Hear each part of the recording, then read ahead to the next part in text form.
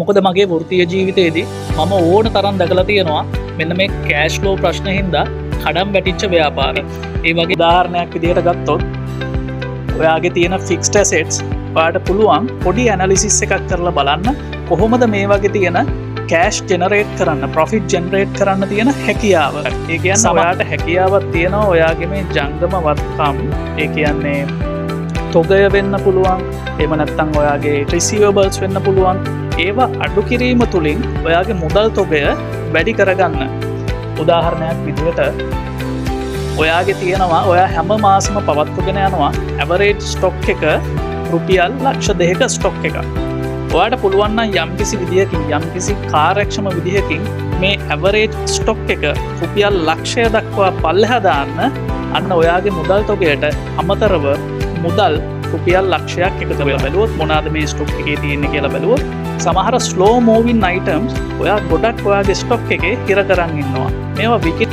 හැබැයි මේ ස්ටොක් එක අඩු කරන එක ඔයාගේ සේල්ස් නැති කරගෙන කරන්න යන්න එපා. ඒ කියන්නේ බල්ක් පර්චේස් කරාම ලොකු ඩිස්කවුන්ට් එකක් අපිට හම්බ වෙනවා. අපේ ප්‍රොෆිට් එකට හොඳයි. අපේ එක්ස්පෙන්සස් අඩු වෙලා ප්‍රොෆිට් එක වැඩි වෙනවා. ඒකෙන්ද අපි හැම වෙලේම ලොකු බල්ක් ස්ටොක් එකක් අරන් අපි ස්ටෝර් කරගමු කියලා.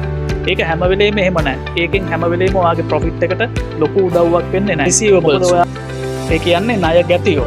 ඔයා භාණ්ඩ ණයට විකුණලා ඒගොල්ලෝ ටික දවසකින් තමයි ඔයාට සල්ලි දෙන්නේ.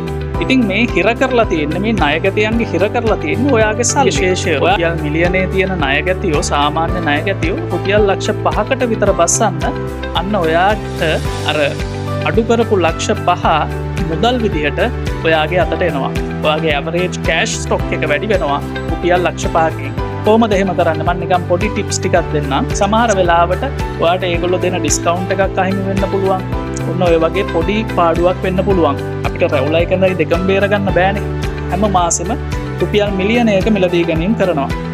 අන්න ඒ වගේ වෙලාවට ඔයාට හැකියාවක් තියෙනවා නම් 100%ක විතර වැඩිපුර මුදලක් ගෙවුවත් කමක් නැහැ.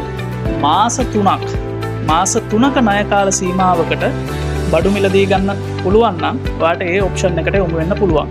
ඒ තුලින් අද මිලදී ගන්න භාණ්ඩ වලට රුපියල් මිලියනය ගෙවන්න ඕනෙත් නැහැ. ඒකට ලබන මාස ගෙවන්න ඕනෙත් නැහැ. තව මිලියනයක් ඉතුරු.